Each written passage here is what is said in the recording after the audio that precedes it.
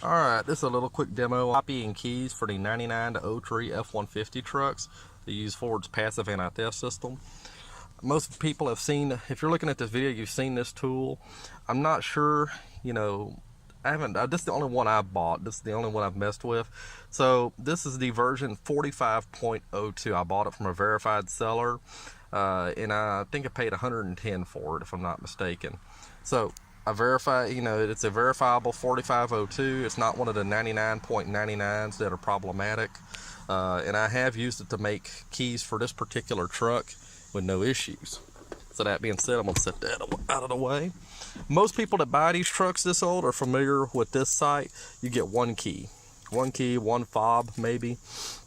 Your key probably don't look like that. I did that myself for different reasons. This truck here is kind of a test rig. If you notice, my dash is all kind of taken apart right now because at one point I had an Expedition instrument cluster and an Expedition ECM in here running it, and it's an F150 truck. So I've been experimenting with different things, but that's another video for another time. So that's why this key, I couldn't change out the tumbler because I didn't get that from the Expedition. So I have to use the same key, and I have to be able to swap the chips in and out. So most people are familiar with this site, an old wore out key. This will wear out your teeth and the tumblers. I mean, these trucks are getting pretty old, so you're probably familiar with this site. So you get the one key. Now, what do you need to successfully do this? First off, you need a blank. They usually look similar to this, sometimes without the logo. I bought it from a seller. I was assuming they would come without logos because that's what the picture showed, and when it showed up, they had logos. I don't care either way. If you care, that's up to you. So I didn't intend for that. That's just how they came. Here's the chips that I needed in my particular case. You have to verify that you're getting the correct chip. Now I took my key apart, so I knew right away what it's the ID4C chip. You can look it up online and verify. There's different websites that tell you what chip your keys use. So when I bought chips, I made sure I've got the correct ID4C. There are a lot of sellers that'll sell you chips for 99 to 03 F150 that are incorrect. You have to do your due diligence and make sure you're getting the correct ones. This little set here, I think it was like $2.50 a chip, which was pretty cheap. I had to wait about a month for them to get here from China. So a local hardware store cut the key at no charge. So this is it, the fully assembled unit. This is the replacement key with a chip in it. And if you listen, you hear it rattling around because I don't have the little plastic holder that the factory chips come in. They come in this nifty little plastic holder that holds them in place. I can't find a place to get those holders. I've searched AliExpress, I've searched DHgate, eBay.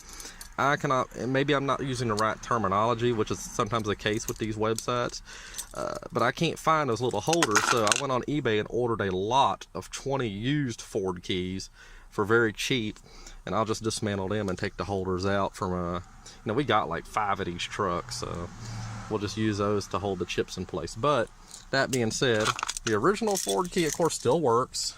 Starts the truck up just fine.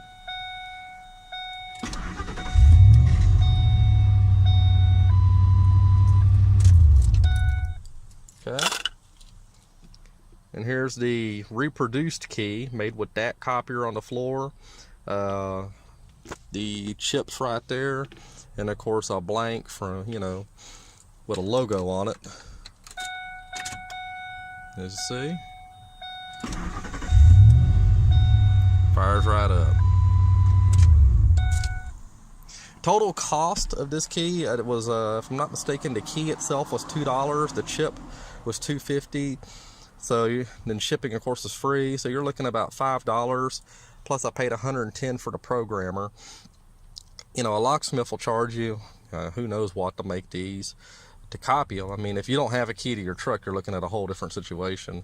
But that's kind of how easy it is. It's not that difficult to make keys for these trucks. It's even easier if you have both the master and the second key that came with the truck when it was new.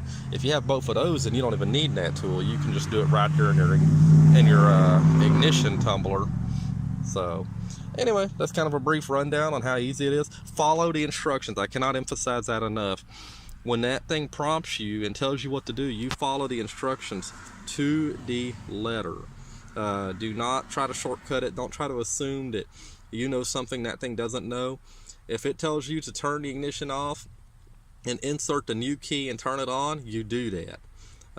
Don't try to take any shortcuts with that thing. Turn your ignition on with the original key, and then when it prompts you, you have to turn the ignition off, remove the original key, put the blank in, and then turn the ignition back on. Otherwise, it won't successfully copy. So, that's a short video, and hopefully that helped y'all out.